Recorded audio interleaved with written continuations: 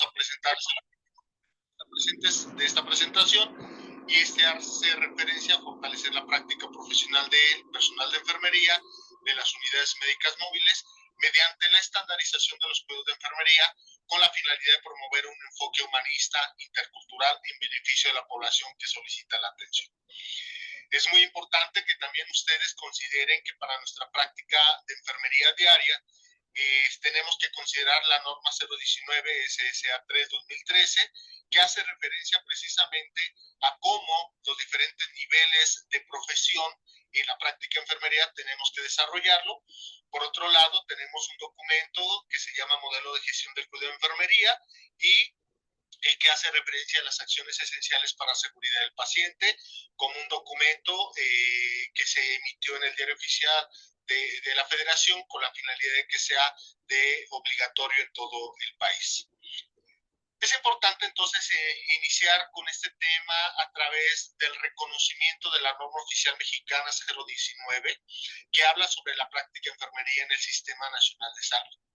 Cuando nosotros revisamos esta norma oficial mexicana, vamos a encontrar ahí que se establecen las características y las especificaciones mínimas para la prestación del servicio de enfermería en los establecimientos de atención médica del Sistema Nacional de Salud. En este se incluyen aquellas que operan de forma independiente. El campo de aplicación es obligatoria en todos los establecimientos de atención médica del Sistema Nacional de Salud, donde se presten los servicios de enfermería, así como para las personas físicas que prestan esos servicios de forma independiente. ¿Esto qué significa? Que de acuerdo a lo que se manda en el Sistema Nacional de Salud y en la Ley General de Salud, ¿sí?, todos aquellos establecimientos de salud que son públicos, que son privados y que cuente con profesional de enfermería, ya sea de característica auxiliar, técnica o incluso profesional, que tengan alguna cédula o no profesional, estamos obligados a atender las características y todo lo que aquello de esta norma nos está solicitando. Esto con la finalidad de hacer una práctica mucho más eficiente bajo la normatividad que se aplique tanto en las instituciones como en el nivel nacional. Pero es importante mencionarles que cuando hablamos de los modelos de gestión del cuidado, esto hace referencia a los enfoques estructurados que guían la práctica de enfermería y que garantizan la calidad de la atención de los pacientes. Por eso nosotros iniciamos hablando de la norma oficial mexicana, porque lo que queremos es que todo profesional de enfermería estandarice esas actividades de acuerdo a su nivel de competencia. Entonces decimos que de acuerdo a la norma oficial mexicana, de acuerdo al modelo de gestión de enfermería, todo personal de enfermería debe desempeñar sus funciones bajo un perfil, un perfil de egreso que llamamos desde la carrera, que tiene que ver con funciones asistenciales, funciones administrativas, funciones docentes, funciones de investigación. Esto de acuerdo, como ya les mencioné hace un momento, de acuerdo a su nivel de formación y en el contexto del establecimiento de salud y de la unidad médica en donde se estén desarrollando. Ya les mencionaba que esto puede ser dentro de un establecimiento de salud o en el área comunitaria, como son las unidades médicas móviles, sin dejar de lado también la posibilidad que eso se lleve a cabo tanto en el nivel público como en el nivel privado. Para también entonces entrar en tema de cuáles son las funciones de enfermería en la gestión del cuidado de acuerdo a la atención primaria de la salud, podemos considerar de manera necesaria que esto es bajo tres ejes, que es bajo la promoción de la salud, en el cual el profesional de enfermería en el modelo de la gestión tiene que desarrollar y ejecutar programas educativos en salud para la comunidad, promover hábitos saludables y la prevención de enfermedades. Cuando hablamos a través de la prevención y detección temprana, esto significa que todo profesional de la salud debe de realizar actividades de prevención como vacunaciones, control de enfermedades y detección de enfermedades como la hipertensión crónica o la diabetes, o las que consideramos no transmisibles. Y finalmente, otro de los ejes en la atención primaria de la salud hablando propiamente de la gestión del cuidado, es cuando en este se planifica, se coordina y se evalúa todos aquellos cuidados que se brindaron, sobre todo para asegurar la atención continua y efectiva. Entonces, ¿qué es la gestión del cuidado? ¿Sí? Se define como aquel proceso de aplicación de un juicio profesional para planificar, organizar, motivar y controlar la prestación de cuidados oportunos, seguros e integrales al paciente. Su objetivo entonces principal es asegurar la continuidad de la atención y la obtención de bienestar y salud para el individuo, la familia y la comunidad, tal cual lo marca el modelo Más Bienestar. Cuando hablamos de gestión del cuidado según organismos internacionales, hay que considerar esta definición que muy propiamente la Organización Mundial de la Salud nos transmite, como es una estrategia fundamental para asegurar que los servicios de salud sean eficientes, centrados en las personas, seguros y de alta calidad, en el cual se involucra de manera efectiva el cuidado entre los distintos niveles y prestadores del sistema de salud. Hay otra definición a la cual también evocamos, sobre todo porque viene del Consejo Internacional de Enfermería, en donde dice que es el cuidado de enfermería gestionado implica el liderazgo clínico que ejercen los profesionales de enfermería para planificar, implementar y evaluar cuidados seguros, eficaces, equitativos y centrados en la persona. Entonces, como podemos darnos cuenta, independientemente de la definición y el concepto que le estamos dando a la gestión del cuidado, este tiene que ver con toda aquella información y aplicación y la ejecución de acciones del cuidado enfermero que no solamente tiene que ver con el contacto directo, sino con el registro oportuno, con la evaluación oportuna, con la supervisión oportuna, que nos va a permitir eficientar el trabajo y también volver a planificar cuando algo consideramos que es necesario enrutar. Es decir, que cuando algún tipo de cuidado enfocado a mejorar las condiciones de vida de la persona, familia o comunidad, si no encontramos los resultados oportunos, cuando hablamos de la gestión del cuidado, nos va a permitir en todo momento hacer una reginería para mejorar precisamente las acciones que se puedan llevar a cabo. Entonces, la enfermería como gestor del cuidado tiene una serie de actividades a desarrollar. Tenemos que garantizar la calidad y la seguridad del paciente.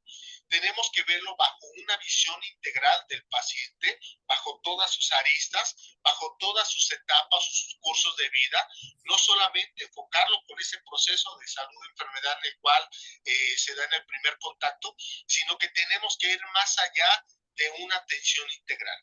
También es la coordinación interdisciplinar, es decir, hoy con la nueva visión de la gestión del cuidado de la enfermería, podemos decir que la enfermera no asiste como tal la actividad del otro profesional de la salud, sino hacemos actividades asistenciales que tienen como finalidad coordinar, ¿sí? Que tienen como finalidad llevar a cabo de manera conjunta acciones para mejorar el bienestar de este paciente. Por otro lado, entonces, en este mismo concepto, retomamos el empoderamiento del trabajo de enfermería o del gestor del cuidado dentro de la gestión, ¿sí? Como este líder clínico o líder en la toma de decisiones, tanto intramuros como extramuros. Es decir, hoy el enfermero, bajo el principio de la gestión del cuidado, tiene la posibilidad de desarrollar esas estrategias para mejorar las condiciones de vida del usuario, de la persona, siempre, pues, incluso puede ser de manera individual o en coordinación con el grupo interdisciplinario. Y finalmente, tenemos que llevar a cabo estas actividades y acciones de educación al paciente y familia, de acuerdo al modelo Más Bienestar. Recordemos que dice, pues, a través de la persona, familia o comunidad. Una vez que entonces entendemos estas funciones del gestor del cuidado dentro de la disciplina de la enfermería, hay 4 acciones más que nos van a ayudar a considerar estas funciones como necesarias y esenciales para mejorar las condiciones del paciente. Esto es que vamos a permitir evaluar la satisfacción del paciente, vamos a fomentar la participación de la familia. Esto de manera conjunta nos ayudará a disminuir la morbilidad en nuestra comunidad y disminuir los costos de la atención. Por lo tanto, en el primer nivel de atención, es fundamental que entendamos que la estructura de este mismo sistema de salud nos habla de que el individuo debe de estar en contacto con una serie de acciones que el mismo sistema te provee, como una accesibilidad, un enfoque preventivo y una atención integral. Es decir, en todo el Sistema Nacional de Salud, en el primer nivel de atención, ya sea intramuros o extramuros, ¿sí? Propiamente hablando, cuando trabajamos en las unidades médicas móviles, debemos de nosotros considerar en todo momento que debe haber un acceso oportuno a la persona, familia o comunidad, siempre bajo un enfoque preventivo para disminuir el riesgo y mejorar las condiciones, y una atención integral. Y cuando hablamos de una atención integral, debemos de considerar todas estas acciones basadas en la etapa de la vida de la persona, no enfocados solamente en una acción meramente asistencial por cumplir una acción, sino asistencial integral, en donde abarquemos toda esa necesidad que pueda requerir nuestra persona usuaria. Entonces, cuando hablamos precisamente de una atención integral, tenemos que enfocar varias actividades bajo varios ejes. En este caso, llevar una atención integral a la persona, familia y comunidad, como ya lo hemos mencionado, pero también en los centros escolares, en los centros laborales y en las unidades de salud. Es importante aquí detener un momento para mencionarles que cuando hablamos de los centros escolares es con la finalidad de que hagamos una atención integral cuando hacemos estas acciones de la enfermería en las unidades médicas móviles, en la que tenemos que concertar y programar y hacer estrategias directamente en las escuelas. Es decir, que no sea por un momento de ocasión, sino que tengamos esa oportunidad de hacer una ruta crítica, sobre todo en aquellas áreas en donde nos toque trabajar y que sabemos o hemos identificado ciertos riesgos. Entonces, en estos centros escolares, la idea es programar acciones, programar trabajo, para que de manera continua nos acerquemos y mejorar las condiciones a través de esta atención integral. No quiero dejar de lado que cuando hablamos de atención integral es el uso adecuado de la Cartilla Nacional de Salud, porque la Cartilla Nacional de Salud nos va a dar o nos va a permitir abrir una gama de atención basado, primero, en el curso de vida de la persona, y segundo, en donde no va a ser una actividad meramente por lo que quiera yo resolver, por ejemplo, una toma de signos vitales, sino que posterior a la toma de signos vitales me va a permitir también llevar a cabo actividades como somatometría, nutrición, prevención, promoción, detecciones y más actividades. Entonces, eso es cuando hablamos de intervención a través de los centros escolares. En ese mismo sentido, cuando abordamos los centros laborales, estamos hablando de toda aquella persona que no tiene una derechohabiencia. Estamos hablando de mercados, negocios que no tienen alguna incorporación a algún sistema de atención social. Por lo tanto, también es nuestro deber, bajo ese concepto de la atención en las unidades médicas móviles, llegar a estos lugares en donde no se tiene la derechohabiencia para también llevar a cabo la atención integral, y finalmente lo propio que se puede hacer en un establecimiento de salud o en las unidades médicas móviles. Por lo tanto, la atención preventiva integrada, no olvidemos que es basado en los diferentes componentes de la promoción y educación para la salud, la nutrición, prevención y control de enfermedades, la detección de enfermedades y salud sexual y reproductiva. Para nosotros es muy importante que todos ustedes, a partir de esta plática, centremos la atención que cuando hablamos de atención preventiva integrada son los 5 componentes que menciona la Cartilla Nacional de Salud, basado en las diferentes etapas de vida de la persona, pero que no es una atención por ocasión, sino una atención basada en todo un despliegue de acciones en cada contacto que tengamos con la persona usuaria.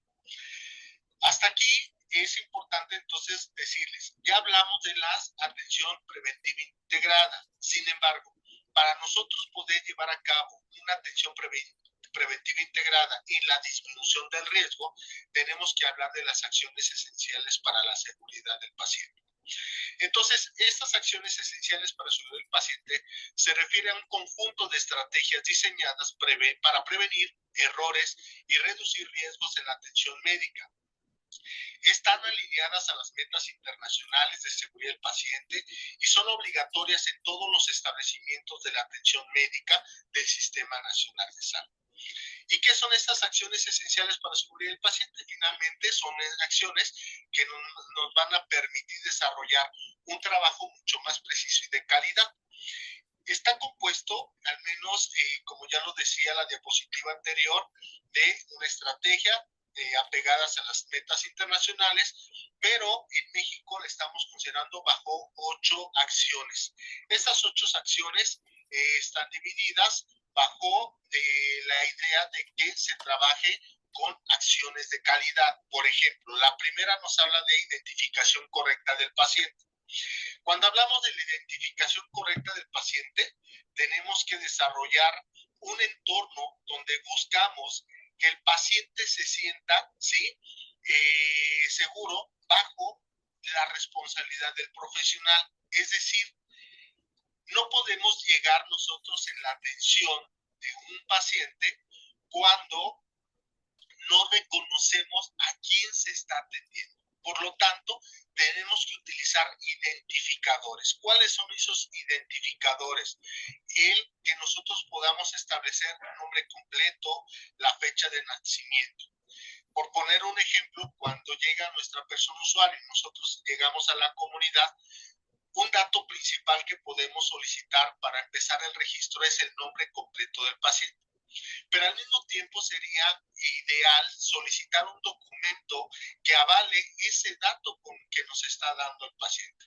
O cuando ya son pacientes subsecuentes y quedamos por hecho que ya se le otorgó la Cartilla Nacional de Salud, tendríamos que solicitar este documento para comprobar a quién le estamos dando la atención. Eso sería una forma de identificar o llevar a cabo la primera acción esencial para la seguridad del paciente. Después de esto podríamos verificar incluso si la cartilla coincide con los datos y incluso cuáles son las siguientes acciones que tenemos pendientes. Entonces, la identificación correcta del paciente no podemos dejarla como una acción no necesaria, sino es la principal para saber a quién vamos a atender. Con eso disminuimos el riesgo en la atención. La segunda acción esencial para la seguridad del paciente es la comunicación efectiva. En esta comunicación efectiva nosotros disminuimos las brechas durante el proceso de la atención. Esto, si no lo hacemos, puede provocar graves interrupciones en la continuidad de la atención al proporcionar un tratamiento inadecuado y potencialmente generar daño. Es decir, que con esta acción esencial nosotros mejoramos la comunicación entre profesionales de la salud, los mismos pacientes y familiares para obtener información precisa y oportuna, reduciendo errores relacionados con órdenes verbales o telefónicas. Uno de los puntos en esta comunicación efectiva es confirmar la recepción de las órdenes verbales o telefónicas. En ese caso, la lectura repetida. Estandarizamos con esta acción la entrega de turnos, por ejemplo, cuando hablamos de una actividad interprofesional, el traspaso con herramientas, ¿sí? Y incluimos el paciente y familia en la comunicación cuando sea posible. ¿Cómo lo podemos llevar a cabo esto cuando estamos en la atención? Que, por ejemplo, después de nosotros haber indicado o haber dado un tratamiento, haber hecho un procedimiento con el paciente, tenemos que solicitarle al paciente que nos regrese la información que nosotros ya le dimos posterior al tratamiento. O, por ejemplo, si acabamos de aplicar una vacuna, al paciente le vamos a indicar de primer momento le estamos dando le damos a conocer cuál es la vacuna que se aplicó, contra qué le va a proteger y cuáles son los cuidados que él debe de tener posterior a la vacuna. Para nosotros garantizar la comunicación efectiva, ahora el paciente me tiene que regresar posterior a la pregunta. ¿Usted entendió cuáles son los cuidados que debe de tener posterior a la vacunación? Si el paciente nos regresa la información tal cual nosotros la emitimos, entonces en ese momento estamos llevando la comunicación efectiva. La comunicación efectiva, por poner otro ejemplo, cuando lo hacemos de manera interprofesional, es que si habemos dos personas haciendo la labor de vacunación, en el mismo ejemplo, yo recibo la cartilla nacional de salud, pregunto si es la persona a la que estamos atendiendo y empiezo el vaciado de la información. Posteriormente, le entrego la información a mi compañero o compañera, ¿sí? Para que ellos vuelvan a verificar a través de la cartilla si coincide con los datos a la persona que vamos a vacunar. Y esa segunda persona tiene que verificar la edad y si es la fecha adecuada de acuerdo a la primera revisión que hicimos de la persona que está haciendo el registro. Entonces, estaremos llevando a cabo la comunicación efectiva. El tercer proceso es el de la medicación, hablando de acciones esenciales para la seguridad del paciente. Este tercer proceso se habla de ese esfuerzo multidisciplinario y coordinado del personal de un establecimiento de salud, en donde buscamos aplicar diseños, implementar y mejorar los procesos de medicación, desde seleccionar y adquirir hasta almacenar, prescribir, transcribir, dispensar, preparar y administrar medicamentos. Si se dan cuenta, todos estos puntos hablan de un proceso que nos ayuda a disminuir el riesgo. Llevando a cabo el ejemplo anterior, es que yo estoy garantizando que la vacuna que yo observé que es la que corresponde de acuerdo a la edad, de acuerdo a la secuencia de lo que sería la vacunación. Entonces, yo estoy garantizando que no me esté equivocando de una vacuna que no es. Entonces, cuando llevamos a cabo este proceso de la seguridad del proceso de medicación, tenemos que llevar a cabo la alerta visual, que sea el medicamento correcto, la vacuna correcta, ¿sí? Que tenga un lote adecuado y que junto con el lote adecuado, entonces, que sea una fecha de caducidad adecuada. Es decir, que le garantizamos al paciente que estamos colocando un medicamento que sea de acuerdo a su necesidad de la atención. La prescripción clara, legible y sin abreviaturas, eso cuando nosotros hacemos el registro, la identificación del medicamento, como ya lo mencionaba, la preparación del personal capacitado, en donde tenga la oportunidad de identificar que sea el medicamento adecuado a la atención, corroborar las alergias, eso es muy importante. Antes de nosotros hacer una administración del medicamento, nosotros tenemos que hacer una anamnesis preventiva. Y la anamnesis preventiva nos va a llevar a hacer esta serie de preguntas que nos va a permitir disminuir el riesgo, como lo vengo mencionando. El paciente nos tiene que decir si ha sido, si tiene alguna alergia por algún tipo de medicamentos, o incluso haciendo preguntas que si en algún momento se había administrado la misma sustancia, el mismo medicamento, y si había habido alguna reacción. Nosotros tenemos que garantizar en todo momento que el medicamento que vayamos a administrar no tenga ninguna reacción. Con esto, nosotros estaremos llevando a cabo el punto 3 de la seguridad en el proceso de la medicación, sin dejar de lado que van interactuando todas las acciones esenciales de seguridad del paciente. Se dan cuenta en esta flecha, en la punta habla de la doble verificación. Es que en todo momento tenemos que hacer identificación del paciente, tenemos que hacer la comunicación efectiva y la doble verificación en este caso para asegurarnos que estamos aplicando, vamos a administrar el medicamento correcto. El punto 4, de acuerdo a las acciones esenciales para asegurar el paciente, que tiene que ver con todo lo que es la gestión del cuidado, porque uno de los puntos es dar una atención de calidad, hablamos de el propósito de llevar a cabo procedimientos y tratamientos correctos con el paciente correcto, en el sitio correcto, o cualquier otra variable que ponga en riesgo la seguridad del paciente. Regresamos al punto de que en todo momento tenemos que garantizar a través de la identificación del paciente, la comunicación efectiva la medicación correcta y en este punto el procedimiento correcto, que sea lo que se está determinando de acuerdo al tratamiento o de acuerdo al propósito del procedimiento. Tenemos que llevar a cabo, en este caso, unidades médicas móviles para poderlo determinar. El punto 5 de las acciones esenciales para asegurar el paciente nos habla de las infecciones asociadas a la atención a la salud. En este punto es importante reducir el riesgo de las infecciones asociadas a la atención a la salud. ¿Cómo lo haríamos esto? A través de cambiar esta forma de trabajo entre todo el profesional de salud, sobre todo todos los que nos dedicamos a la atención en las unidades médicas móviles, la formación y capacitación constante de todo el personal, la evaluación y la retroalimentación, los recordatorios visuales para llevar a cabo el lavado de manos, en este caso propiamente dicho, la higiene de manos, ¿sí? Y la cultura de seguridad. A través de nosotros tendríamos que estar desarrollando un programa integral de higiene de manos. Cuando hablamos de un programa integral de higiene de manos, estamos nosotros conscientes que a través de la atención nosotros buscamos disminuir el riesgo de esa atención. Es decir, que no podemos arriesgar, valga la redundancia, que el paciente genere alguna infección posterior a la atención que no tenía en ese momento, que no teníamos considerado en ese momento de la atención. Por lo tanto, bajo la acción esencial número 5, nuestra responsabilidad es hacer un lavado de manos de acuerdo a la normatividad actual o una desinfección de manos cuando lo requiera, sin dejar de lado que bajo este concepto de las IAS está el paso de los 5 momentos.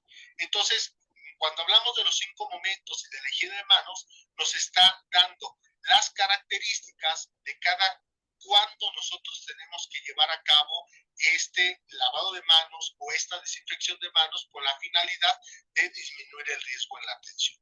La acción esencial para asegurar el paciente número 6 habla de la reducción del riesgo del daño al paciente para evitar caídas.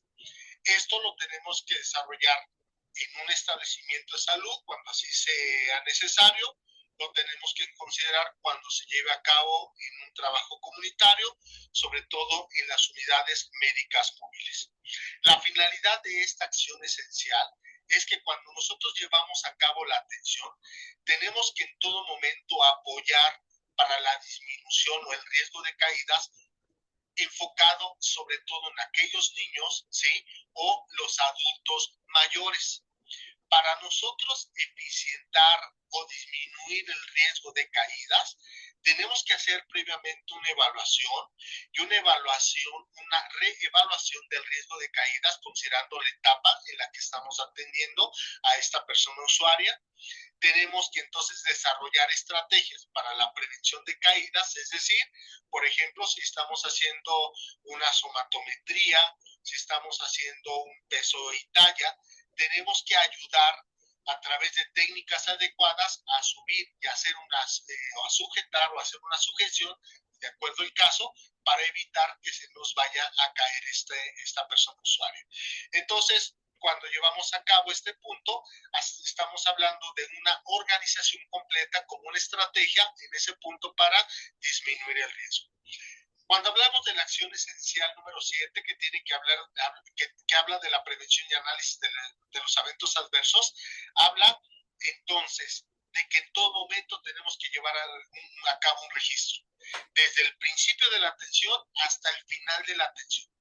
Cuando hablamos del registro oportuno, más allá de que hagamos las anotaciones de todo lo que se va haciendo en nuestro paciente, pero también tenemos esta responsabilidad, ¿sí?, de hacer una notificación oportuna y adecuada y sobre todo voluntaria cuando algo se esté identificando posterior a la atención. Tenemos que llevar a cabo un registro y clasificar estos eventos, sobre todo cuando son cuasifallas, cuando son eventos adversos, cuando son eventos centinelas derivados de la atención, en donde tenemos la obligación y la responsabilidad de analizar causas, raíz y aplicar acciones correctivas y sobre todo tomar las decisiones oportunas, ¿sí?, derivadas de este registro oportuno. Entonces, cuando nosotros llevamos a cabo este punto, no olvidemos que a través de las fuentes primarias o los documentos primarios, documentos en donde nos permite la estadística, no solamente está basado para la atención, sino para identificar también riesgos que se deriven de este contacto con la persona usuaria. En la acción esencial número 8 de la cultura de seguridad del paciente para la mejora de la calidad de la atención, hablamos de toda esta secuencia de actividades que debemos desarrollar con la intención de fomentar en todo nuestro profesional de la salud, propiamente hablando de las unidades médicas móviles, en donde se tienen que llevar a cabo los registros necesarios, ¿sí? Tenemos que hacer las observaciones necesarias, tenemos que hacer evaluaciones oportunas, participar en todos los comités para la mejora de la atención y sobre todo llevar siempre o tener como objetivo final una atención de calidad.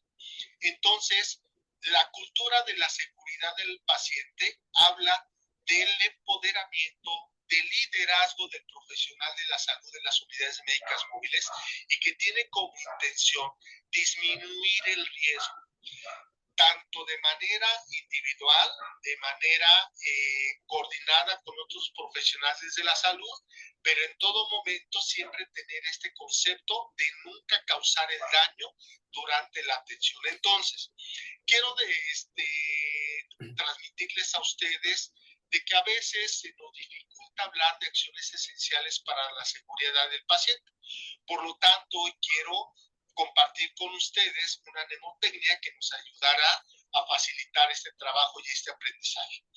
Cuando a nosotros nos hagan una supervisión en unidades médicas móviles o acciones esenciales y nos pregunten cuáles son estas 8, a través de esta mnemotecnia lo vamos a entender. La primera sería identificación del paciente. Cuando hablamos de identificación del paciente hay que levantar nuestro dedo índice y hacemos como si estamos señalando. Esto es identificación del paciente. Cuando hablamos de la acción esencial 2, que es comunicación efectiva, vamos a levantar el dedo índice y medio y lo vamos a hacer de esta forma como si estuviéramos comunicando. Con esto, el número 2 dice es comunicación efectiva. El número 3, como si hiciéramos la M, ¿sí? El lenguaje de señas, nos está hablando de medicación segura, ¿sí? Entonces, con esto estamos nosotros garantizando y nos estamos aprendiendo lo que significa el número 3 de acción esencial para asegurar el paciente. El número 4, con nuestra misma mano, tomamos los solamente 4 dedos y con el antebrazo hacemos esta seña, como si hiciéramos un procedimiento, como si hiciéramos un corte. Con eso nosotros estamos enseñando que es un procedimiento seguro. 4, ¿sí? Procedimiento seguro. Cuando hablamos de la acción esencial número 5, levantamos los 5 dedos, hacemos este movimiento haciendo alusión a la acción esencial número 5 y sobre todo a la evitar infecciones asociadas durante la atención, ¿sí? En este caso, higiene de manos. Con este nos vamos a recordar que se refiere a acción 5, higiene de manos.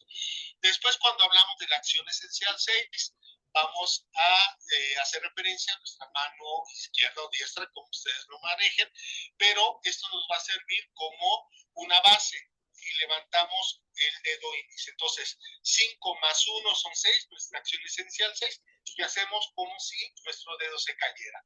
Entonces, con esto estamos nosotros haciendo alusión a la prevención de caídas. El número 7, estamos haciendo alusión también al registro oportuno. Entonces tomamos nuestra otra mano, aquí son 5 dedos, más 2 dedos en este caso, como si tomáramos el lápiz. Entonces 5 y 2 son 7, entonces hacemos seña de un registro. Con eso nosotros estamos haciendo o evidenciando el registro oportuno. Y finalmente la acción esencial número 8 nos habla de la seguridad del paciente. Para eso nosotros tomamos nuestra mano contraria, cerramos el puño y nosotros estamos aquí transmitiendo seguridad o lo que sería las 8 acciones esenciales y estamos transmitiendo lo que sería cultura de la seguridad del paciente. Y pues bueno, esto sería una forma también la que me gustaría a mí que ustedes se queden con esa idea de cómo llevar a cabo la gestión del cuidado a través de lo que serían las acciones esenciales para seguir el paciente. Finalmente, entonces, vamos a transmitir con ustedes que cuando hablamos de la vinculación con la calidad y seguridad del paciente, la atención comunitaria, hablando propiamente de la gestión del cuidado, es que son dos conceptos que vamos a tener siempre que considerar cuando hablemos de lo que sería una gestión. Entonces, la calidad de la atención habla, ¿sí?, en brindar cuidados efectivos, oportunos, seguros, centrados en el paciente y basados en la mejor evidencia disponible. El gestor del cuidado asegura de que las intervenciones de enfermería estén alineadas con estándares establecidos, guías clínicas y buenas prácticas. Cuando hablamos entonces de la seguridad del paciente, se enfoca en prevenir errores y eventos adversos como caídas, infecciones asociadas en la atención, errores de medicación, entre otros. El personal de enfermería actúa como barrera de seguridad al monitorear continuamente al paciente y detectar riesgos de forma precoz. Entonces, cuando hablamos de una gestión del cuidado, más allá de que nosotros estamos haciendo registros oportunos, es la organización, la responsabilidad y el liderazgo de juntar estos dos conceptos de lo que es la calidad en la atención y la seguridad del paciente. De mi parte sería todo. Perfecto, ahorita les pongo el otro, te pongo el otro.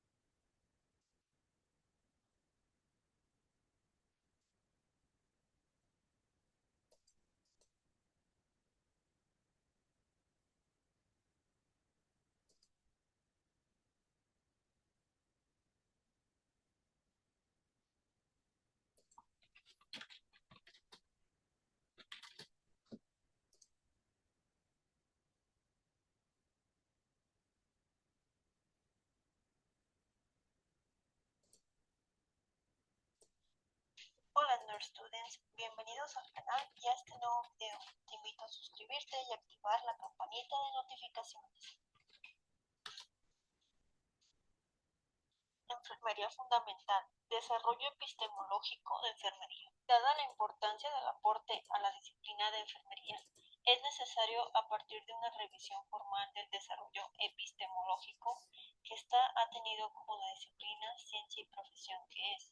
Para esto se realiza un análisis en el que se hace resaltar la dimensión de una formación consciente de una filosofía en los enfermeros y enfermeras, así como su relación con el desarrollo de la ciencia y su vinculación con esta disciplina, teniendo en cuenta que es precisamente la filosofía un elemento fundamental en la formación integral del enfermero, que exige actualmente la sociedad. Cada día es más evidente la necesidad de comenzar a interpretar y buscar sentidos unificadores a la práctica para actuar con sensatez y juicio profesional, que se requiere un fuerte razonamiento conceptual, trabajar sobre un objeto epistémico de enfermería y profundizar en la entidad del ser, saber y hacer en la disciplina profesional. Para reflexionar sobre el desarrollo epistemológico de enfermería, se hace necesario partir de la revisión de la definición de epistemología. Esta es la rama de la filosofía que considera la historia del conocimiento.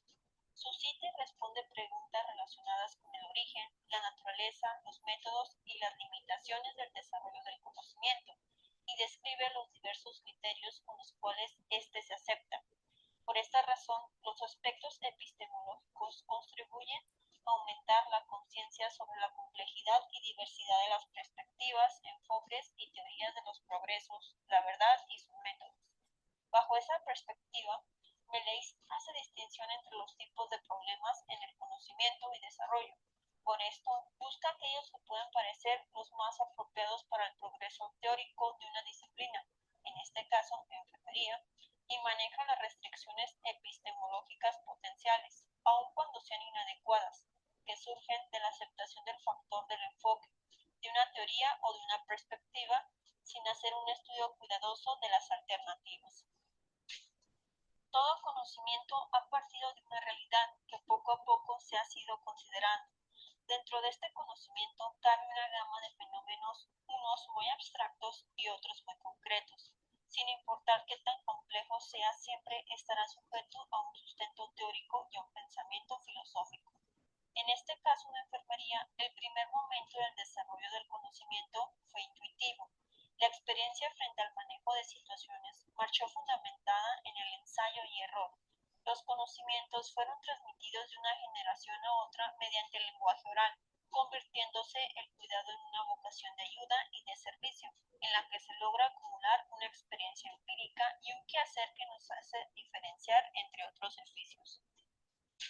Posteriormente, se siente la necesidad de buscar un fundamento teórico acorde con el desarrollo de otros conocimientos para prestar el cuidado. Se comienzan a gestar prácticas sanitarias orientadas al cuidado de las personas, haciendo énfasis en las normas de higiene, de control del medio ambiente, hacia la observación de los pacientes y su comodidad, a la administración de medicamentos ordenados por el médico. En este momento se centra la práctica en el cumplimiento de un quehacer señalado por el médico, con poca autonomía frente al cuidado y un estricto cumplimiento de reglas, principios y tradiciones repetitivas, que alejaban esta práctica de un quehacer profesional y lo reducían a un oficio, pero con un acúmulo importante de experiencia por los desarrollos empíricos con los que se contaban hasta ese momento. Este proceso evolutivo conduce a que se establezcan programas de formación estructurados que permitan una mejor fundamentación de las bases teóricas que enriquezcan la práctica del cuidado. Se establecen planes de estudio orientados hacia las ciencias básicas como biología, anatomía, fisiología, microbiología. Estas eran ciencias ya desarrolladas. Así se da el comienzo de un periodo de consolidación del conocimiento. Este se caracteriza porque la experiencia acumulada y el nuevo conocimiento forman una alianza que genera nuevas necesidades en el campo de la ética y de lo jurídico. Así se conforman organizaciones que respaldan el ejercicio de la profesión. En esta evolución del conocimiento de enfermería se reconocen dos paradigmas, el empirista y el interpretativo. Ellos representan visiones del desarrollo del conocimiento y de la realidad opuesta. El empirismo se basa en supuestos de lo que se conoce que se puede verificar por los sentidos. La suposición ontológica del empirismo es que hay una realidad que está fuera de algún lugar y que se puede validar por los sentidos.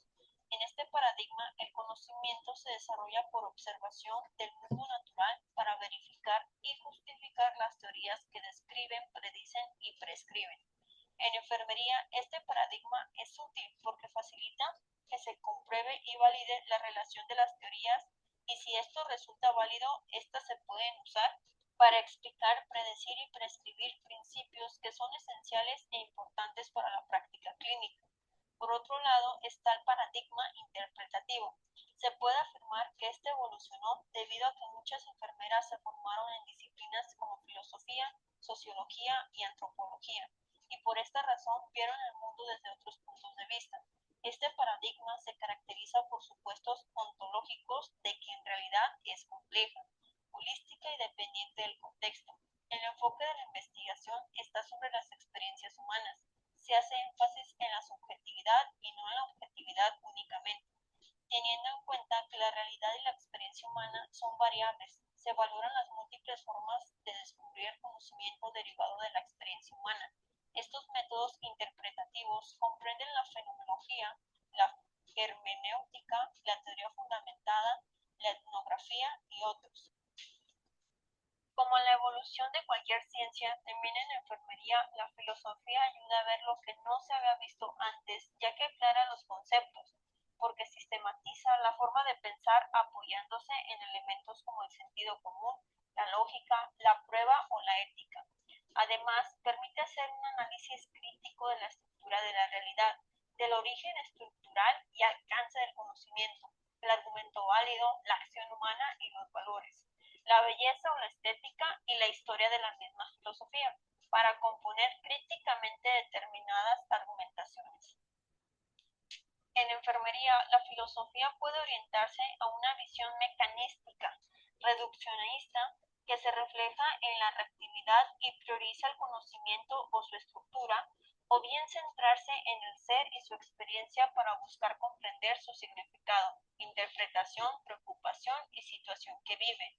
La libertad entendida como elección y responsabilidad se concibe como un proceso de tensión que genera el desarrollo. Es así como el primer avance importante en lo conceptual ha sido establecer, jerarquizar y definir los diferentes elementos que la integran. El trabajo de Fawcett, al igual que el de Mayles, genera un gran apoyo en la comprensión. En estos trabajos se diferencian tanto los elementos para organizar la evolución teórica como los pasos para hacerlo. Dentro de la estructura se percate un fin de elementos de mayor abstracción, como lo es el metaparadigma, para pasar al modelo conceptual en enfermería. Estos modelos conceptuales, a través de una mirada filosófica, toman matices diferentes en cada uno de los conceptos que conforman el metaparadigma. Los modelos construyen un nivel aún abstracto y no verificable, razón por la cual se hacen necesarias las teorías, las cuales pretenden aterrizarlos en la realidad y de esta manera facilitar su utilidad. Dichas teorías tienen diferentes niveles, desde las macroteorías o teorías de ámbito amplio hasta las microteorías o de aplicación muy específica, considerando en el intermedio las llamadas teorías de medio rango o medio alcance, las cuales son fundamentales para la enfermería. Por último, en esta jerarquización se encuentran los indicadores empíricos, que son los únicos que pueden ser medidos y evaluados como un elemento fundamental en la comprobación del desarrollo teórico. Los conceptos del metaparadigma de enfermería surgen con base en la búsqueda de aspectos comunes en la práctica, de los cuales se han identificado 4 constructos: la persona, la salud, la sociedad o el ambiente o contexto y la enfermería. La persona es vista como un sujeto de adaptación o receptor del cuidado de enfermería. La familia, el colectivo, grupos o comunidades engloban el concepto de persona. El ambiente representa el escenario donde crece, interactúa y desarrolla la persona y en el que se reconocen los componentes sociales, culturales, espirituales, físicos y psicológicos. Por último, la salud es considerada como la representación de la calidad de vida, como la finalidad de la acción de enfermería y como el proceso dinámico. Estos conceptos centrales del metaparadigma suministran la lógica y unos mecanismos para que la disciplina se organice, pero a juicio de algunos teóricos, aunque estos conceptos especifican 4 fenómenos de importancia para la enfermería, también son centrales para otras disciplinas, ya que son muy amplios, abarcan mucho y son muy abstractos, y por esta razón le dan un valor más relevante en este desarrollo a los modelos conceptuales. Sin embargo, a pesar de ello, hay una aceptación general de los académicos sobre la propuesta del metaparadigma para enfermería, en gran parte porque la perspectiva en la filosofía de la ciencia, el estatus de logro disciplinar al tener un paradigma. No obstante, sobre los conceptos paradigmáticos han surgido nuevas propuestas, como fue la del 22 años de los líderes de la conferencia RESPECT en 1986, patrocinada conjuntamente por la Academia Americana de Enfermería y por la Sigma Theta Tau, que concluyeron que el cuidado debe ser parte del metaparadigma de enfermería, reemplazando allí el término enfermería, y que plantea Fawcett en su tetratología de conceptos. Para Newman, por ejemplo, el paradigma central de enfermería es el cuidado de la experiencia de la salud humana. Otros han propuesto reemplazar a persona por cliente, enfermería por cuidado, eliminar el concepto de enfermería, excluir el concepto de salud, contener las transiciones del proceso, incluir el sistema y roles sociales o modificando por completo, reemplazándolo por cuidado humano, salud y contexto cultural, ambiental. Estas propuestas de cambio en los conceptos metaparadigmáticos apoyan el avance de la enfermería e invitan a la reflexión sobre su verdadera esencia, pero son rebatidas por no cumplir con los elementos esenciales. El primero, identificar un campo propio para la disciplina. El segundo, comprender sus fenómenos de interés de manera detallada. El tercero, ser natural. Y el cuarto, ser internacional en alcance de la sustancia. Fawcett propone la función del metaparadigma a través del planteamiento de 4 requerimientos. El primero, identificar un dominio que se diferencie de otras disciplinas. Según ella, esto sucede cuando los conceptos y proposiciones representan una perspectiva única y para la integración y la práctica. El segundo es encapsular todos los fenómenos de interés de la disciplina de una forma parsimoniosa, requisito que se cumple si los conceptos y proposiciones son globales. El tercero propone un aspecto neutral. Los conceptos no reflejan una perspectiva filosófica predeterminada. Y el cuarto, ser internacional en sustancia y amplitud. Esto se logra solo si los conceptos y proposiciones no reflejan propuestas nacionales, éticas o tienen orientaciones valorativas o culturales. El segundo componente de la estructura jerárquica del conocimiento corresponde a la filosofía. Esta es considerada como la búsqueda para la comprensión de la naturaleza humana, con sus realidades, significados, valores y normas de la conducta en medida de que estos se relacionen con la naturaleza de las sociedades y la educación. Este elemento representa los enunciados de lo que la gente asume como verdad en relación con el fenómeno de interés para la disciplina. Desde el punto de vista ontológico y epistemológico, enfermería puede resumir sus posturas o visiones de la realidad y del fenómeno disciplinar. Estas visiones del mundo proponen diferentes conceptualizaciones para los mismos elementos paradigmáticos de la disciplina, diferentes definiciones sobre la naturaleza de las relaciones de estos conceptos. Por lo tanto, diferentes maneras de instrumentar y medir los conceptos y sus relaciones. Los modelos conceptuales comprenden el tercer componente de la jerarquía del conocimiento. Son sinónimo de estructura conceptual, sistemática conceptual, paradigma y matriz disciplinar. Son menos abstractos que el metaparadigma, pero son más complejos y generales que las teorías. Se refieren a imágenes mentales acerca de los fenómenos de interés de una disciplina, expresados mediante palabras o términos característicos y descriptivos que proporcionan características para objetos, personas y acontecimientos. Orientan la práctica de enfermería proporcionándole con claridad la meta que ella persigue, su rol y sus actividades de cuidado. El cuarto componente de la estructura jerárquica lo constituyen las teorías de enfermería. Estas son menos abstractas que los modelos conceptuales, pero más complejas que los indicadores empíricos. Simbolizan el conjunto de conceptos, definiciones y proposiciones que proyecta un punto de vista sistemático acerca de los fenómenos, indicando interacciones específicas entre los conceptos. De acuerdo a Chin y Jacobs, la adopción de una teoría representa eliminar azares del ejercicio basándose en las conveniencias del momento y ayuda a la fundamentación con las bases adecuadas para la continua descripción, explicación y predicción de los fenómenos propios de la disciplina y la práctica. Pero también afecta al juicio profesional, ya que su conocimiento y desarrollo exige habilidad analítica y profundidad de pensamiento, facilita el manejo de nuevos instrumentos de análisis y ayuda a los profesionales en todo nivel a reflexionar sobre sus acciones. Después de haber recurrido a la estructura jerárquica del conocimiento de enfermería, es lamentable tener que reconocer que en el momento actual, desafortunadamente, practicantes e investigadores de enfermería continúan ignorando en gran parte la teoría de enfermería en su trabajo.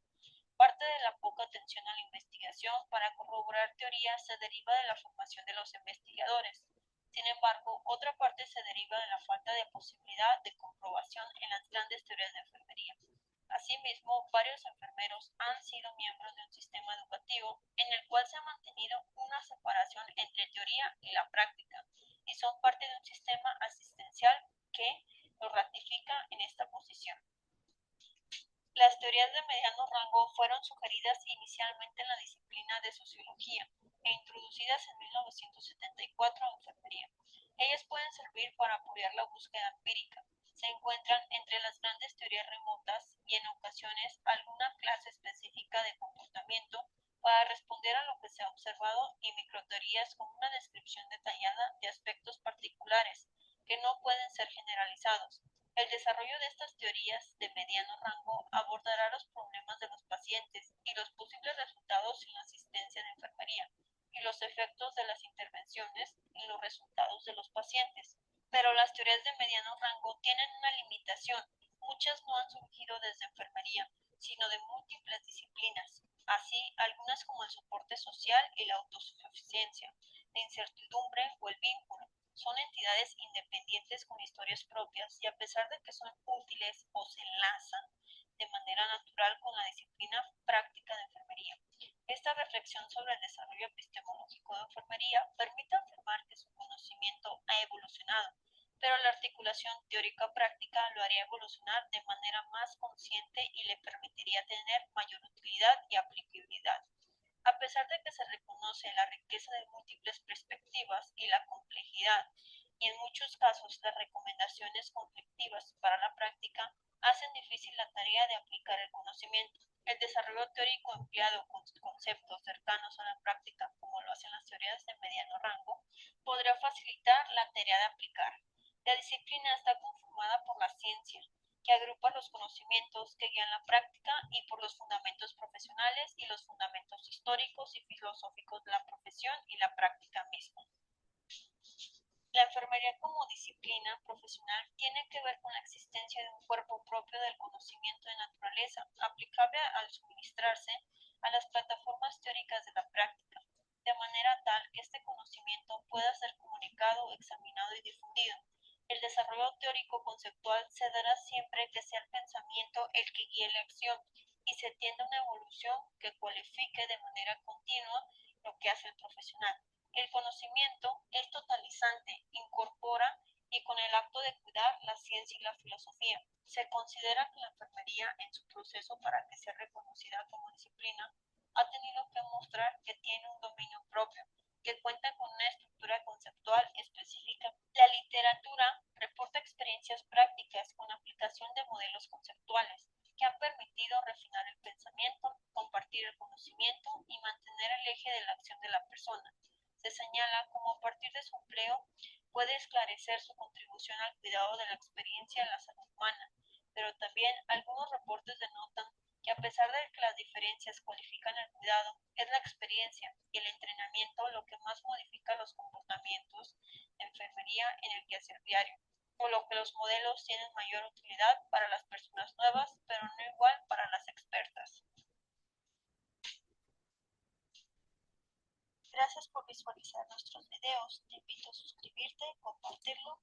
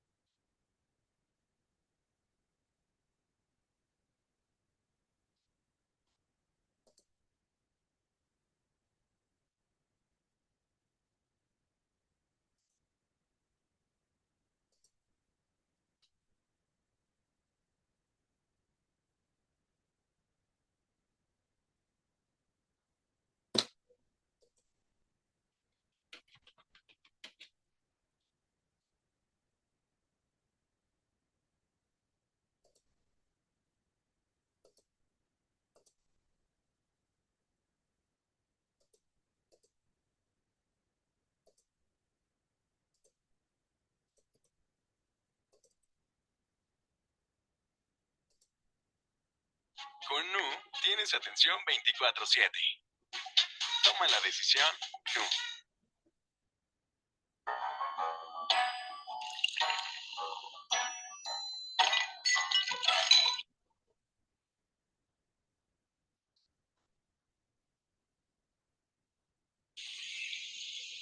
noches, maestra, compañeros.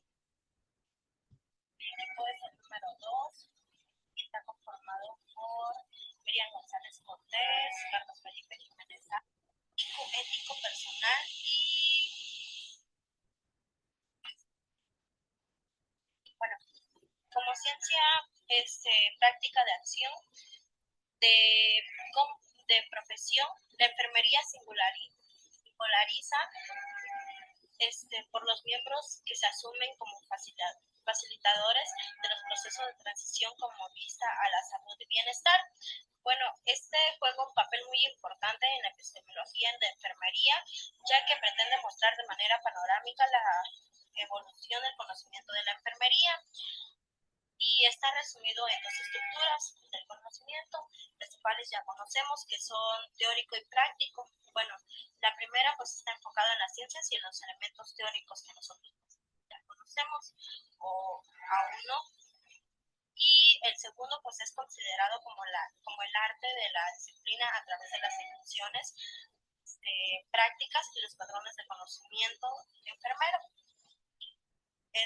Ahora sí que la teoría es lo que nosotros aprendemos en clase, cada que la maestra nos da sus experiencias y lo que dicen en los libros, o en este caso algunos archivos. En cambio, lo teórico, pues es lo práctico, pues es lo que nosotros aplicamos al momento en el cual nosotros ya estamos con nuestro paciente. Bueno, en este tiene 4 objetivos, que es definir el saber de una disciplina, saber los conceptos que se estructuran al interior de la misma, tipos de conocimientos, métodos de la disciplina, de ahí que el significado de la ciencia que no se comprende, sino se pone claro el sustento epistémico sobre el cual se sustenta el conocimiento científico. Bueno, le dejo lugar a mi otro compañero. Buenas tardes, mi nombre es Ariel Lara Rodríguez y voy a hablar acerca de la filosofía en enfermería. La filosofía en enfermería, además, incluye más que nada un sistema de creencias y valores de nuestra profesión. Es una búsqueda constante de conocimientos. Estos determinan la forma de pensar sobre los fenómenos que constituyen un elemento vital para la práctica profesional. En esta parte, pues nos dice que la enfermería más que nada comprende su existencia como tal y más que nada incluye una lista de muchos conocimientos que puede aplicar acerca de su práctica profesional. Ahora hablaremos un poco acerca de cómo se fue dando la evolución del conocimiento del enfermero. La enfermería siempre ha sido desarrollado como ciencia y como profesión como tal, pero como todo cambio o aún más como toda consolidación debe ir cambiando y debe ir respaldada por una teoría. Esta teoría va a hacer que tenga sentido y que tenga metodología, así como también una práctica que también lo haga funcionar y lo haga útil. Se dice que una práctica es útil cuando sus actuaciones se basan en teorías y estas son aplicadas mediante un método sistemático. La práctica científica de la enfermería requiere una teoría que le dé significado a la realidad, donde se ejecuten los cuidados y un método sistemático para poder realizar, determinar, organizar y evaluar las intersecciones de los enfermeros. Nos dice que la investigación es el paso principal para el cual se debe de llevar un conocimiento enfermero. Permite a la enfermería tener un conocimiento sistemático que incluye leyes, teorías e hipótesis que están en un desarrollo muy continuo. Nos dice pues que la investigación más que nada sustenta la relación entre la teoría y la práctica en la formación de conocimientos científicos. Es de la práctica entonces en donde se obtienen los datos y se suponen los nuevos supuestos teóricos de las próximas teorías. Muchos autores plantean que la práctica es el criterio y la base de la verdad. El profesional de la salud de enfermería debe utilizar los hallazgos encontrados en sus propias prácticas clínicas para reforzar sus conocimientos, pues estas prácticas deben verse como la fuente de todo conocimiento. Ahora hablaremos un poco acerca del método en enfermería. El objetivo de cualquier ciencia es adquirir conocimientos, así que el saber elegir sabiamente el método método adecuado es muy fundamental. Por lo general, los métodos inductivos están asociados generalmente con las investigaciones cualitativas, mientras que el método deductivo está asociado frecuentemente con la investigación cuantitativa. Para entender un poco más acerca del tema, vamos a ver acerca de las diferencias entre las dos: investigación cualitativa e investigación cuantitativa.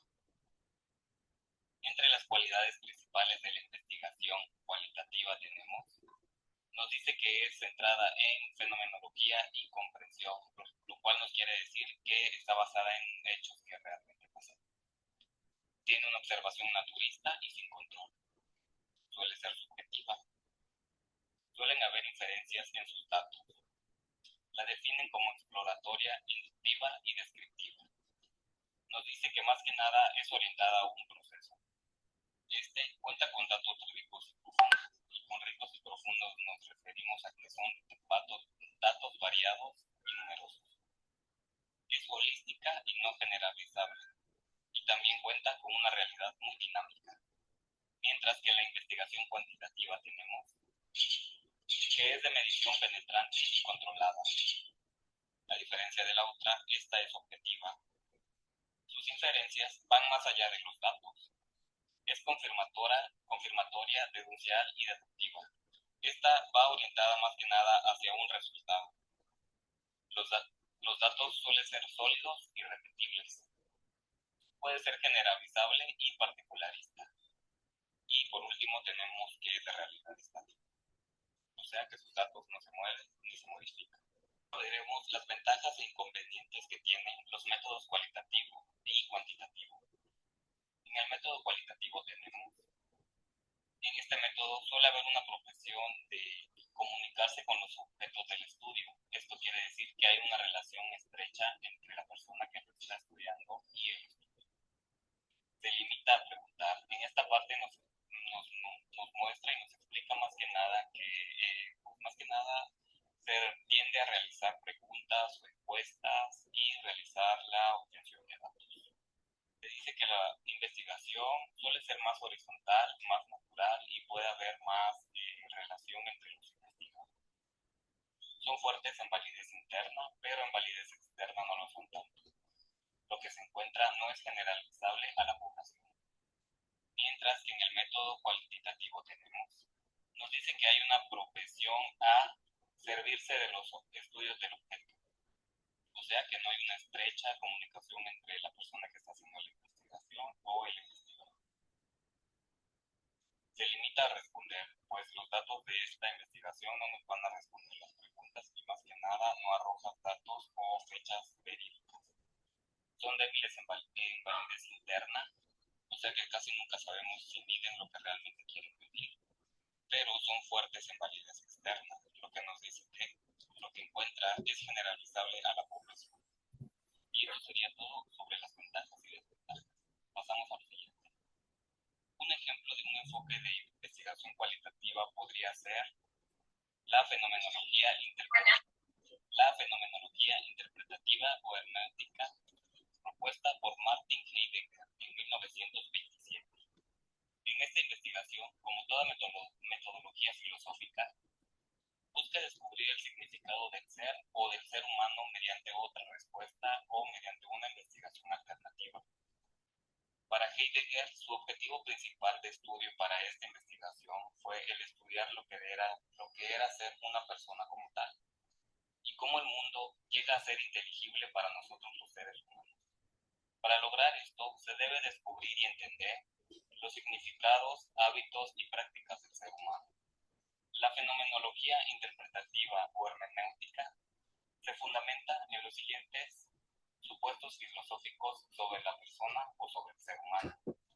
Número 1, los seres humanos tienen un mundo. O sea, más que nada, reconocer la existencia del lugar en donde habita. Número 2, la persona como un ser para quien las cosas tienen significado. En este apartado nos muestra cómo el ser humano llega a tener cierta conciencia y llega a tener cierta relación y significado para las cosas que a él le rodean. Número 3, la persona es un ser autointerpretativo. Más que nada, una persona llega a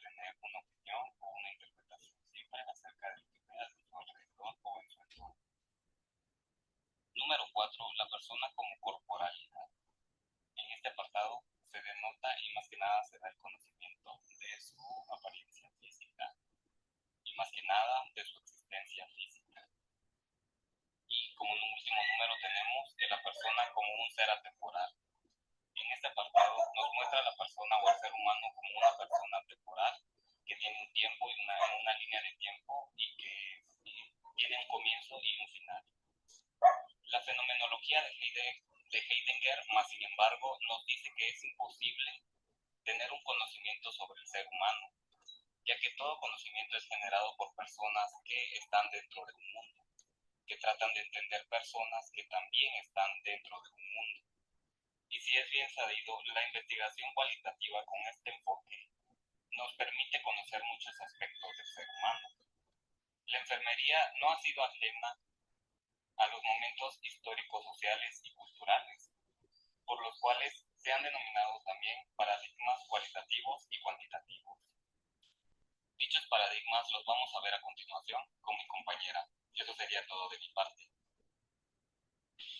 Hola, yo soy Miriam González Cortés y les seguiré hablando sobre este tema.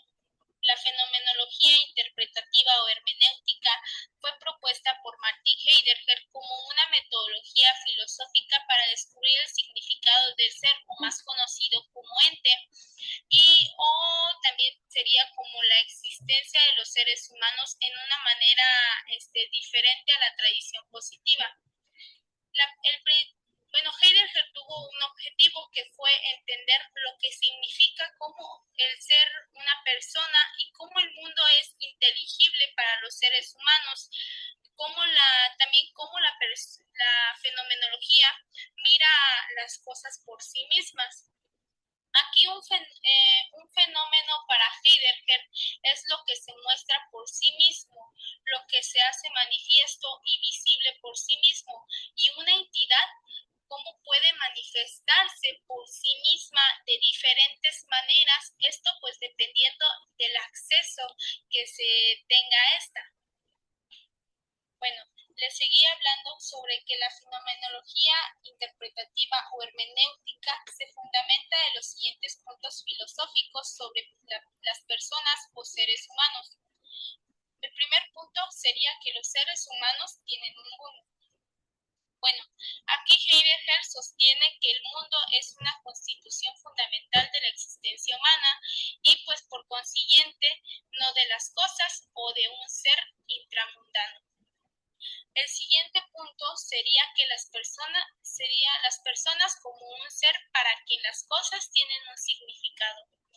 Bueno, aquí destaca pues la manera de vivir de las personas en el mundo a través de su actividad práctica.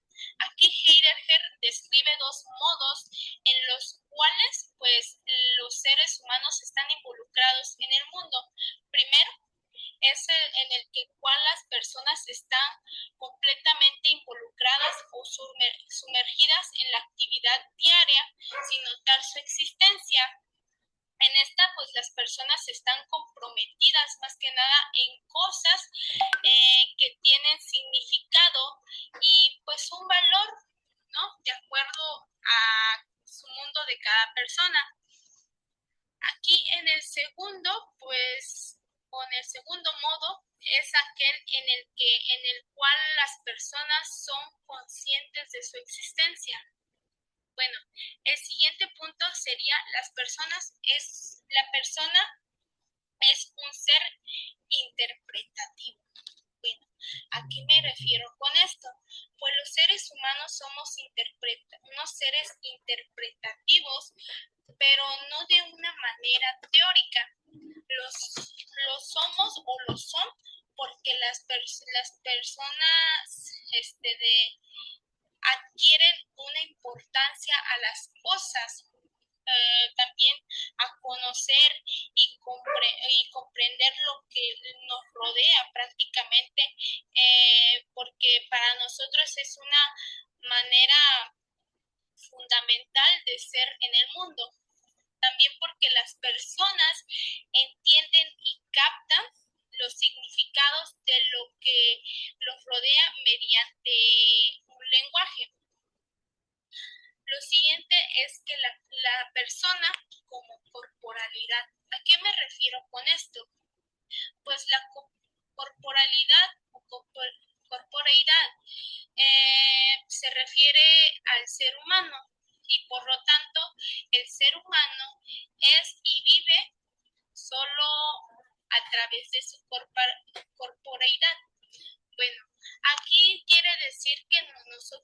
nacemos con un cuerpo que desde el momento del nacimiento, a través de la acción, del movimiento, se adapta, transforma y conforma lo que se llama corporeidad. El siguiente punto sería la persona como un ser temporal. ¿A qué me refiero con esto? La temporalidad del ser humano puede ser definida como las diferentes etapas por las que nosotros pasamos.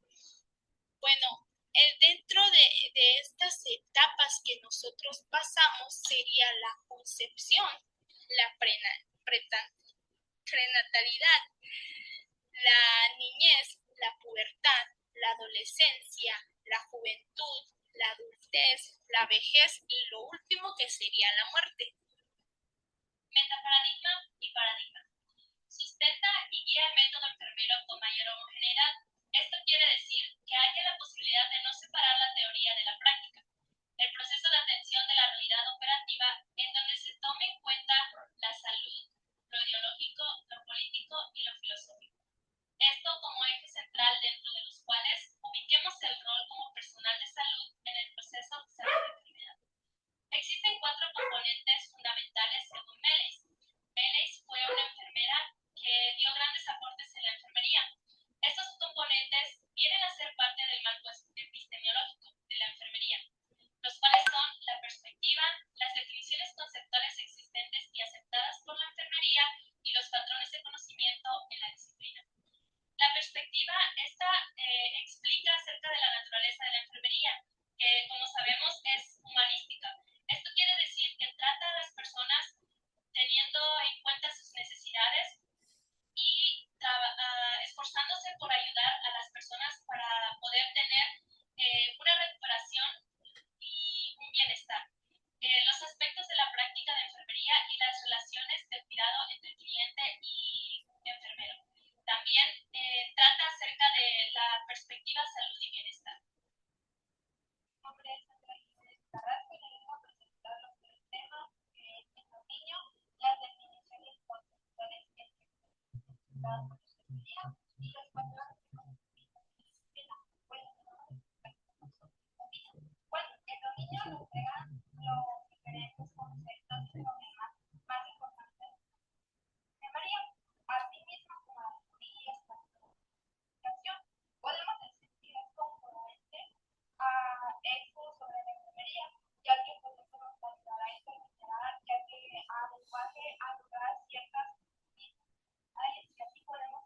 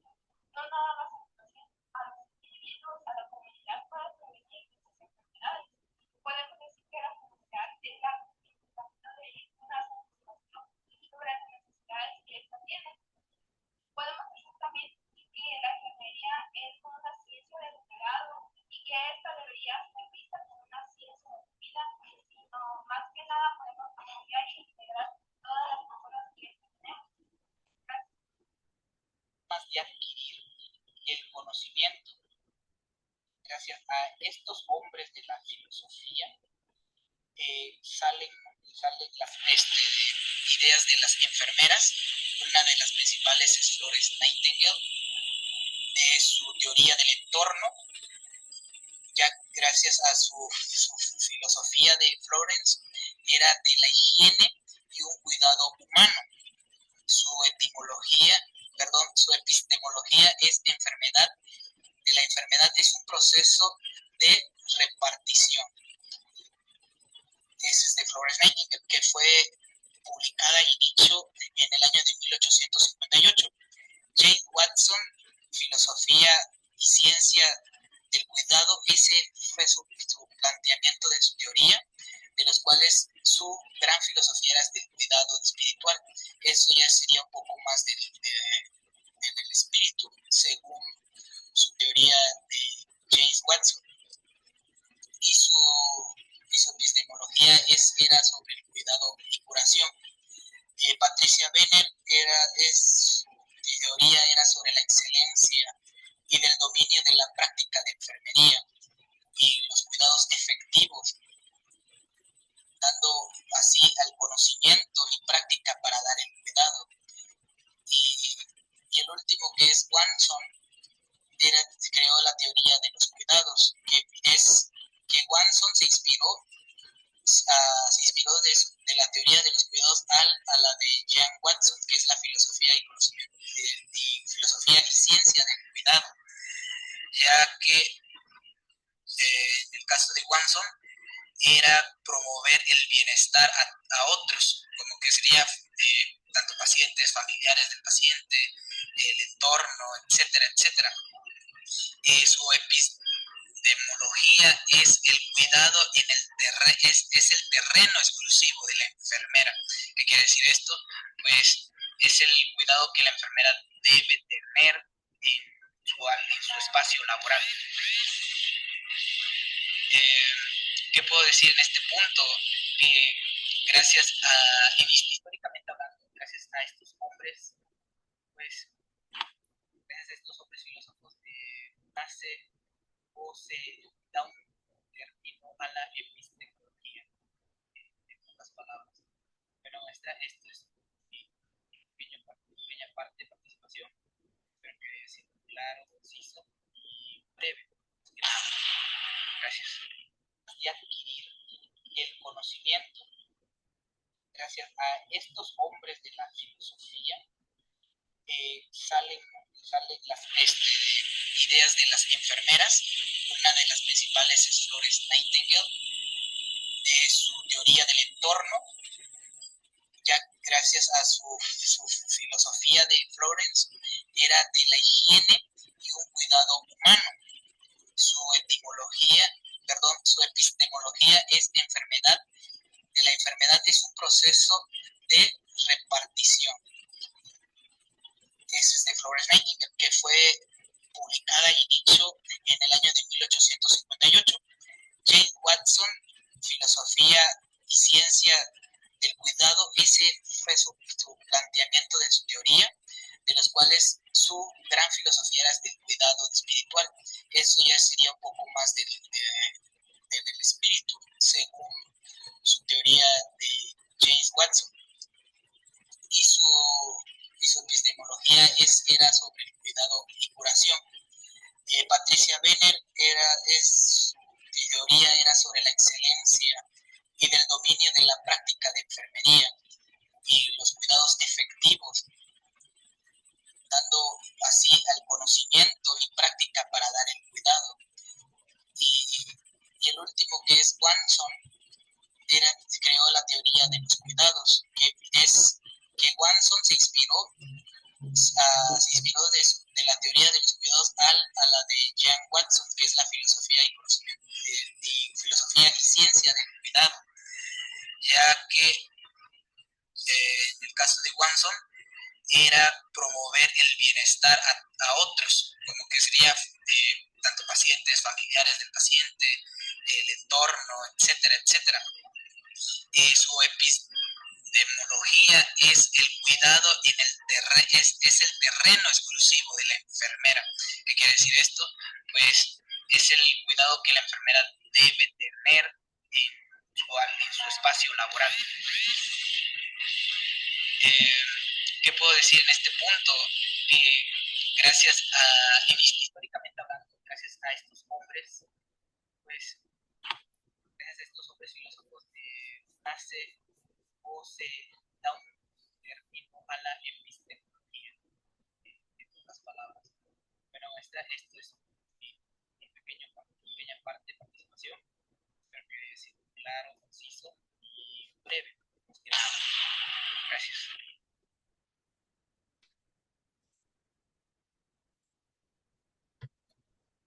Joana, ¿estás ahí? Voy a dejar un trabajo que posiblemente sea un PAE. Sí, Les voy a mandar un caso clínico y de ahí lo van a sacar, ¿sale? A ti, como fuiste la única que viniste a clase o que te conectaste a clase, voy a tomar consideración contigo, ¿sale? vale. Perfecto. Entonces, pues ahí sería prácticamente eso todo el día de hoy. Ya viste que son cosas que hemos visto en clase Sí, y que pues prácticamente tú diario lo haces, a lo mejor no todo como tal, pero pues algunas cosas sí lo haces, ¿no? sí, señor. Perfecto. Entonces, así le hacemos y estate atenta a lo de la tarea y ya nada más te digo a ti las especificaciones diferentes, ¿va? Listo, de uno. Perfecto. Esto Entonces, pendiente, por fin. sí, estamos en contacto y que tengas un buen inicio de semana y que te vaya muy bien en el trabajo. Igualmente, lo bendiga. De nada, hasta luego.